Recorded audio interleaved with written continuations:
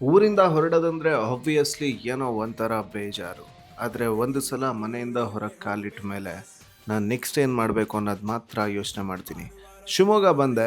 Hi guys, welcome back to my new vlog. ನಮ್ಮ ಅಣ್ಣ ನನ್ನ ಪಿಕ್ ಮಾಡೋಕ್ಕೆ ಬಂದಿದ್ದ. ಯಾವಾಗಲೂ ಲೇಟಾಗಿ ಬರೋ ಅವನು ಇವತ್ತೇನೋ ಗೊತ್ತಿಲ್ಲ, ನಾನು ಬರೋಕ್ಕಿಂತ ಮುಂಚೆನೇ ಅಲ್ಲಿ ಬಂದು ವೆಯ್ಟ್ ಮಾಡ್ತಾ ಇದ್ದ.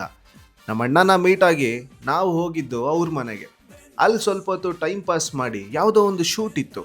ಆ ಶೂಟ್ನ ಮುಗಿಸ್ಕೊಂಡು ಊಟ ಮಾಡಿ ಹೊರಟಿದ್ದು ಬೆಂಗಳೂರಿಗೆ 2 ಗಂಟೆಗೆ. ಬೆಂಗಳೂರಿಗೆ ಆನ್ ದ ವೇ ಹೋಗ್ತಾ ಒಂದು ಒಳ್ಳೆ ಇನ್ಸಿಡೆಂಟ್ ಆಯಿತು ಗೈಸ್. ಯಾವುದೋ ಒಂದು ಅಂಗಡಿಲಿ ಟೀ ಕುಡಿಯೋಣ ಅಂತ ನಿಲ್ಲಿಸಿದ್ವಿ.